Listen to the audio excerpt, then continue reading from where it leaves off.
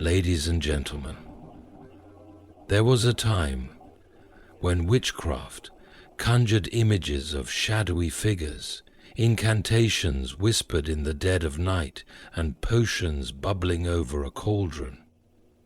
But those days, we might think, are behind us. Yet, if we peer into the mirror of our age, we might notice that the spirit of witchcraft hasn't left.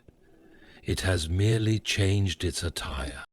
The first form of modern-day witchcraft is the allure of power.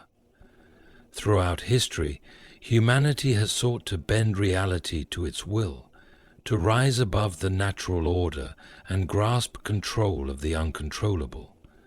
Today, we see this in our obsession with technology and artificial intelligence, tools meant to serve, but often wielded to dominate. These are no longer neutral creations. They reflect the intent of their makers.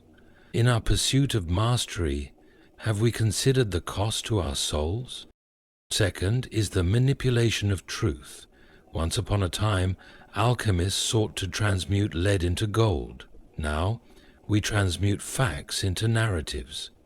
Social media, news outlets, and even casual conversations have become cauldrons where truth is dissolved, stirred, and reshaped.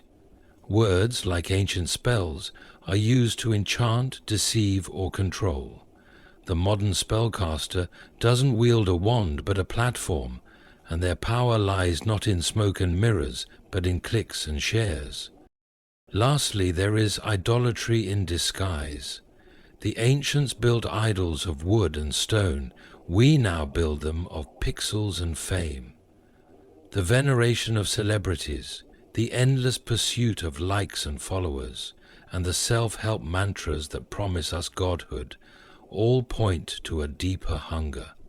In seeking meaning and validation, we bow before false gods, and the most dangerous of these idols is the self. These three forms of modern-day witchcraft may seem innocuous, even desirable, but they carry the same dangers as their ancient counterparts. They promise power, truth, and fulfillment, but often deliver division, disillusionment, and despair. Yet, there is hope. Witchcraft, in its essence, seeks to take what belongs to the divine and place it in human hands. But we, in humility, can resist the temptation to play God. We can choose discernment over manipulation, truth over illusion, and service over selfishness. The path may not glitter as brightly as the promises of these modern charms, but it leads to a deeper, unshakable joy. So I leave you with this. In a world enchanted by the new and the shiny, let us remain rooted in the eternal. For it is in resisting these modern spells that we find our truest freedom. Thank you. Throughout history, humanity has been captivated by the allure of power. It is a fascination that transcends cultures, eras, and philosophies, a siren song that whispers promises of control, mastery, and liberation. Once, this longing was expressed through myths of gods and heroes, through the forging of swords and the casting of spells. Today, the manifestations of this desire are subtler, more sophisticated, but no less potent. The modern world, for all its advancements, has not escaped this ancient hunger.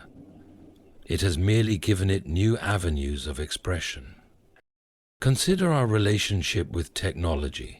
What began as a tool to ease human labor has evolved into something far more complex, a means to extend our reach, amplify our voices, and transcend the limitations of time and space.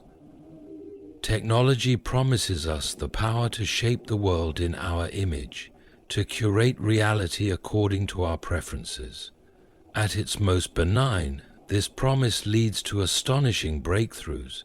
Diseases cured, distances conquered, knowledge shared at unprecedented speeds. But at its most insidious, It feeds the darker side of our nature, the temptation to control not only the world around us, but the people within it. Take, for instance, the rise of artificial intelligence. What greater demonstration of humanity's yearning for power than the creation of machines that mimic and in some cases surpass human thought? We marvel at these creations, celebrating their ability to process information and make decisions faster than we ever could. Yet beneath the surface of this marvel lies a deeper question. To what end are we wielding this power? Are we using it to serve the common good, or are we succumbing to the temptation to dominate, to surveil, to manipulate? Power, in its purest form, is not inherently evil. It is a tool, a capacity, a potential. But power divorced from responsibility, power pursued for its own sake, becomes something else entirely. It becomes a kind of modern sorcery, a force that ensnares its wielder even as it subjugates its victims. The great paradox of power is that the more we grasp for it, the more it slips through our fingers. And we feel it. Like the mythical King Midas, we risk turning everything we touch into something lifeless, something that cannot nourish or sustain us. This is not merely a problem for those at the top of the societal pyramid. The allure of power touches us all, often in ways we fail to recognize. Social media, for example, offers each of us a small taste of influence. With a few keystrokes, we can broadcast our thoughts to the world, shape perceptions, and gather followers. But this microcosm of power comes with its own dangers. The pursuit of likes and shares can become an obsession, distorting our sense of self-worth and driving us to present curated versions of our lives. In seeking to control how others see us, we may lose sight of who we truly are. The allure of power is also evident in our treatment of the natural world. For centuries, humanity has sought to conquer nature, to bend it to our will. We have dammed rivers, leveled forests, and harnessed the atom, all in the name of progress. But this relentless pursuit of dominion has come at a cost. The climate crisis, the loss of biodiversity, the degradation of ecosystems, all serve as reminders that power wielded without wisdom leads to destruction, not prosperity. And yet, for all its dangers, the allure of power is not something we can simply wish away. It is woven into the fabric of our humanity, a reflection of our God-given ability to shape and influence the world. The challenge lies not in rejecting power altogether, but in using it rightly. True power is not about domination, but about stewardship. It is not about imposing our will, but about serving the greater good. In this light, the allure of power becomes not a curse, but a call to rise. In the modern world, knowledge is often described as power. It is the foundation of progress, the engine of innovation, and the key to understanding ourselves and the universe. But what happens when knowledge, that pure and noble pursuit, becomes tainted by manipulation? What happens when facts are twisted, information is weaponized, and truth becomes a commodity to be bought and sold? In such a scenario, knowledge ceases to illuminate and begins to deceive, turning from a beacon of light into a shadowy force of control. This manipulation is not a new phenomenon. From ancient empires to medieval monarchies, rulers have understood the value of controlling information.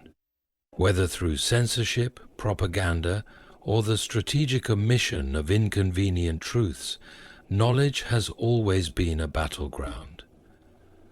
What makes the modern era unique is the sheer scale and sophistication of these manipulations.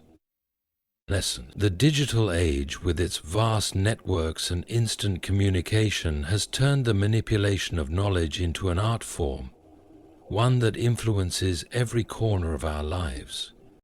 Consider the role of media in shaping our perceptions.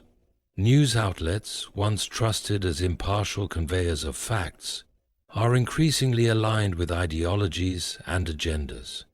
Headlines are crafted not merely to inform, but to provoke, to evoke emotional reactions that drive engagement. Stories are framed to fit narratives, often at the expense of nuance and complexity.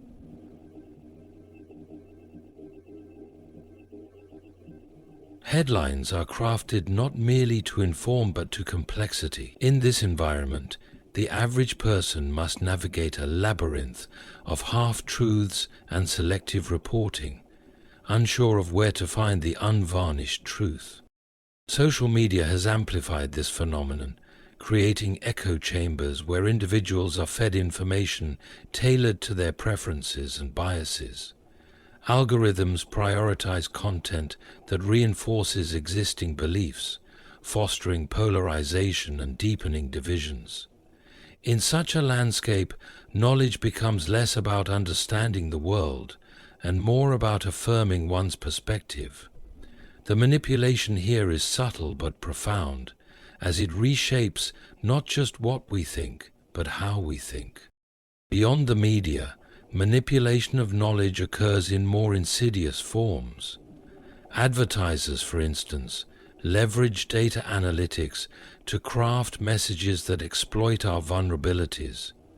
They know what we desire, what we fear, and what we aspire to, and they use this knowledge to influence our decisions.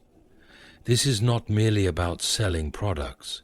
It is about shaping identities, values, and priorities. In a very real sense, they are rewriting the stories we tell ourselves about who we are and what we need to be happy.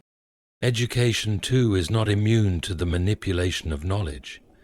Curriculums can be designed to promote certain worldviews while marginalizing others. History can be taught in ways that glorify or vilify, depending on who writes the textbooks. The young, impressionable, and eager to learn can be molded by these narratives, often without realizing it. What is omitted from their education can be as impactful as what is included, creating generations shaped by selective truths. Even science, long held as the pinnacle of objective knowledge, is not untouched. Research can be funded or suppressed based on political or economic interests. Data can be cherry-picked, studies misrepresented, and findings spun to support a particular agenda. In such cases, the pursuit of truth is overshadowed by the pursuit of power, as knowledge becomes a tool for advancing personal or institutional goals. The consequences of this manipulation are far-reaching. When knowledge is no longer trusted, skepticism becomes the default. People retreat into tribalism, clinging to their chosen sources of information and dismissing all others as biased or corrupt. Dialogue breaks down, and society becomes fragmented, each group convinced of its own version of reality. Yet, even in this darkened landscape, there is hope.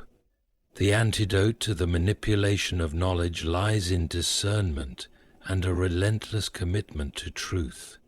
It requires us to approach information with a critical eye, to question sources, and to seek out multiple perspectives. Idolatry has long been understood as the worship of false gods, the veneration of objects, figures, or ideas that usurp the place of the divine in our lives. In ancient times, these idols were crafted from wood, stone, or metal, tangible representations of humanity's attempt to find meaning, security, or power. Today we might think ourselves far removed from such practices, too enlightened to bow before carved statues. But idolatry has not disappeared. It has only changed its form. In our modern age, idols are often subtle, disguised under the veneer of progress, ambition, or even self-improvement. They reside not in temples, but in our hearts, our screens, and our aspirations. One of the most pervasive modern idols is technology. With every new device, app, or platform, we are promised greater efficiency, connectivity, and happiness. Technology is hailed as a savior, capable of solving our deepest problems, from health to communication to global crises. But in our uncritical embrace of these tools, we often fail to recognize how they demand our devotion. How many of us start and end our days with the glow of a screen, turning to it for affirmation, distraction, or purpose? How often do we place our trust in algorithms to guide our choices, subtly shaping our values and behaviors in return? Technology itself is not evil. It is a tool, a neutral creation that can be used for good or ill. The danger lies in allowing it to become an ultimate thing, something we cannot live without, something that defines us. When we look to technology to provide meaning or identity, we are no different from those who bowed before idols of old, hoping for reign or victory in battle. Another modern idol is fame and influence. Social media has turned ordinary individuals into celebrities, offering platforms where anyone can seek validation from millions. The pursuit of likes, followers, and shares has become a measure of worth, a currency of significance. People curate their lives, presenting polished versions of themselves in the hopes of gaining approval from an invisible audience. This relentless quest for attention often masks a deeper emptiness, a longing to be seen, known, and valued. The tragedy of this idolatry is that it is insatiable. No number of followers can fill the void of genuine connection. No amount of fame can provide the lasting joy we seek. And yet, the pursuit continues, as people sacrifice authenticity, relationships, and even their mental health at the altar of influence. Another subtle idol is the self. The modern world champions the idea of self-discovery, self-empowerment, and self-expression. These concepts, when rightly understood, can be good and liberating. But when they become the ultimate goal, they lead to a kind of narcissism, where personal happiness and fulfillment are elevated above all else. In this worldview, the self becomes the measure of truth, morality, and purpose. We are told to follow our hearts and live our truth, often at the expense of communal responsibility or objective reality. This idolatry of self is particularly dangerous because it feels virtuous. It disguises itself as self-care, personal growth, or the pursuit of happiness. But at its core, it isolates us, turning us inward and away from the transcendent. It replaces humility with pride, dependence with autonomy, and service with entitlement. The consequences of these modern idols are profound. They promise fulfillment, but often leave us more empty, disconnected, and disillusioned. They divert our attention from what truly matters, leading us to invest our time, energy, and resources in things that cannot satisfy. They erode our sense of purpose, leaving us adrift in a sea of fleeting pleasures and hollow ambitions. Words hold a power that transcends their simple function as tools of communication. They have the ability to build, inspire, and heal, but equally they can destroy, manipulate, and wound. Throughout history, words have been likened to spells, enchanting their listeners and shaping the course of events. In the modern world, this ancient truth has not changed. It has only become more pronounced. Today, words are amplified by technology, carried across platforms, and woven into narratives that shape individual lives and entire societies. Their spellbinding power is both a marvel and a warning. Cicero writes to Benedictine nuns, "I hope that one day my mirrors will penetrate the day." Consider how words are wielded in the age of mass communication. Politicians craft speeches designed to stir emotions, ignite passions, and rally followers. Advertisers spin narratives that promise happiness, status, or fulfillment, subtly embedding desires into the minds of their audiences. Influencers on social media curate posts and captions to persuade, enchant, and sell an idealized version of reality. These are not just words. They are tools of influence, carefully chosen to evoke specific reactions. They are modern spells, designed to capture attention and guide behavior. The potency of words lies in their ability to shape perception. A single phrase can frame an idea, turning it into something noble or vile, depending on its presentation. In public discourse, words like freedom, progress, or justice carry immense weight, but their meanings can be manipulated to suit the speaker's purpose. The same term can be a rallying cry for one group and a trigger for another, depending on how it is used. This is the power of rhetoric, a form of spellcraft that has existed since ancient times and continues to thrive in modern media and politics. Criminalization has become more widespread in recent years. According to the popular press, more than twice as many people would miss. Social media has taken the magical quality of words to unprecedented levels. A tweet, no matter how brief, can spark a movement or incite outrage. Memes, often consisting of a few carefully chosen words, spread like wildfire, shaping opinions and reinforcing biases. The algorithms of these platforms prioritize content that provokes strong emotional responses, making words not only tools of expression, but also weapons of manipulation. In this digital age, words are no longer confined to their original context. They are fragments of a larger, constantly evolving narrative that can enchant or ensnare. The spellbinding power of words is also evident in personal relationships. Words spoken in love can uplift and strengthen, while words spoken in anger can leave scars that last a lifetime.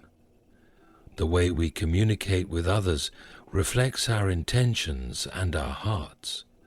Even the smallest phrases, "I believe in you," "I'm sorry," or "you're not enough," can carry a weight disproportionate to their brevity. In this sense, every conversation is an act of casting spells, for better or for worse. However, the most dangerous use of words as spells lies in their ability to deceive. Lies and half-truths presented convincingly can alter perceptions of reality. Propaganda, fake news, and misinformation have become pervasive, creating a world where distinguishing fact from fiction is increasingly difficult. The spread of these verbal spells undermines trust, polarizes communities, and sows confusion. The consequences of such manipulation are far-reaching, eroding the foundations of society and personal relationships alike. Yet despite their potential for harm, words also hold the key to healing and restoration. Just as they can wound, they can mend. A kind word, a thoughtful message, or an inspiring story can transform a life. Great leaders and thinkers throughout history have used words to challenge injustices, unite people, and envision a better future. The Bible begins with the idea that God spoke the world into existence, a profound reminder of the creative power of speech. In our everyday lives, we too wield this power. The words we choose shape not only how others see the world, but also how we see ourselves. To speak with integrity, kindness, and purpose is to use words not as tools. Mysticism at its heart is a quest for transcendence, an intimate exploration of the unseen, and a connection to something greater than oneself. It has existed in myriad forms across cultures and traditions, offering solace, insight, and purpose to those who seek its depths. Yet, in our modern age, this profound and often sacred pursuit has been increasingly commodified. Mysticism, once the realm of quiet contemplation and profound spiritual discipline, is now packaged, branded, and sold to the masses. It has become a product, stripped of its depth and complexity, reshaped to fit the demands of a consumer-driven world. The commodification of mysticism begins with its reduction to aesthetics. Ancient symbols, practices, and teachings are extracted from their original contexts and transformed into trendy accessories. Crystals, tarot cards, sage bundles, and meditation apps flood the market, promising spiritual enlightenment with minimal effort. These items, while not inherently harmful, often lack the depth and understanding that their traditional usage entails. What was once sacred becomes decorative, and what was once profound becomes superficial. This phenomenon is evident in the rise of spiritual branding. Wellness companies and influencers capitalize on the language and imagery of mysticism to market their products. Words like manifestation, alignment, and energy are woven into advertisements, often detached from their original meanings. Yoga, a practice rooted in ancient Indian spiritual traditions, is now frequently presented as little more than a fitness routine. Meditation, a discipline requiring focus and introspection, is sold as a quick fix for stress, stripped of its transformative potential. The meditation practice is no different. It gives us a flavor of peace and relaxation that is hard to find otherwise. The problem lies not in the accessibility of these practices, but in their dilution. Mysticism is not meant to be easy or convenient. It is a journey that demands humility, discipline, and a willingness to confront the unknown. By reducing it to something marketable, we risk losing its essence. The emphasis shifts from genuine growth to the illusion of progress, from seeking truth to projecting an image of spirituality. This commodification also raises questions about cultural appropriation. Many of the practices and symbols marketed as mystical have deep roots in specific cultural and religious traditions. When these elements are extracted, rebranded, and sold without acknowledgement or respect for their origins, it diminishes their significance. The sacred becomes a trend, and the voices of those who have preserved these traditions are often marginalized. Social media plays a significant role in this transformation. Platforms like Instagram and TikTok are filled with curated images of spiritual practices, often accompanied by hashtags like manifestation or spiritual awakening. While these posts can inspire curiosity, they often present a sanitized version of mysticism, one that prioritizes aesthetics over substance. The pursuit of likes and followers turns spirituality into performance, where authenticity is sacrificed for visibility. The commodification of mysticism is not without consequences.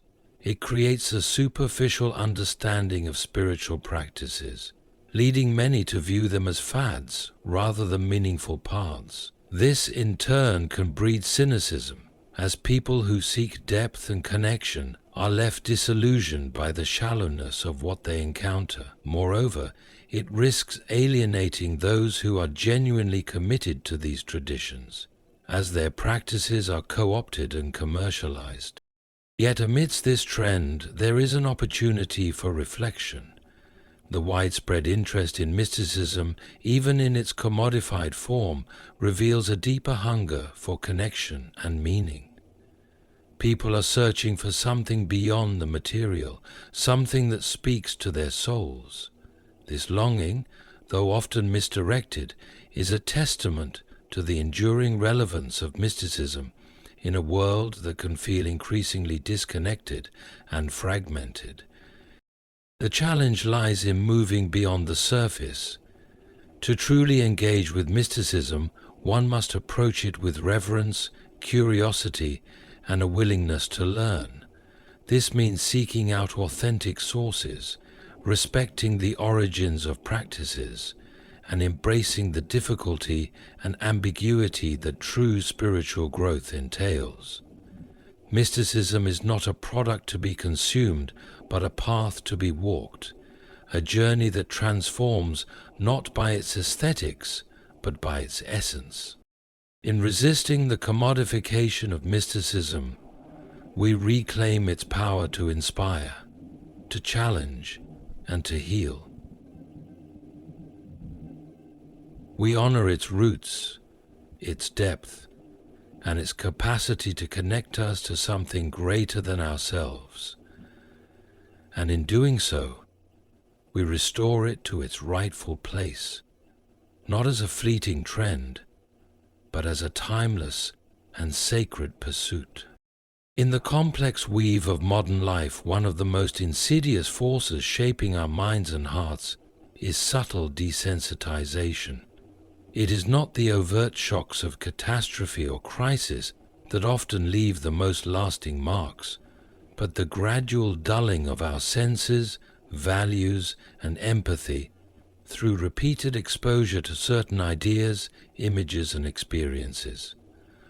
Like water wearing away its stone, subtle desensitization works quietly, imperceptibly, yet with profound effect. It shifts our thresholds of acceptance, alters our moral compasses, and reshapes our understanding of what is normal or acceptable. This process is perhaps most evident in the realm of media consumption. In the digital age, we are constantly bombarded by content designed to capture attention and provoke a reaction. News headlines are increasingly sensationalized. Movies and television shows push boundaries to shock or entertain, and social media thrives on controversy and outrage. Over time, this relentless exposure numbs our responses. What once seemed shocking becomes routine. What once provoked outrage now barely registers. Violence is a prime example. Graphic depictions of violence, whether in films, video games, or real-world news, are now so commonplace that they elicit little more than fleeting reactions. The initial discomfort fades with repetition, leaving us desensitized to the real-world suffering such images represent. This does not mean that we become inherently violent or uncaring, but our ability to empathize with the pain of others can be dulled, making us more passive in the face of injustice or suffering. Dr. V.th.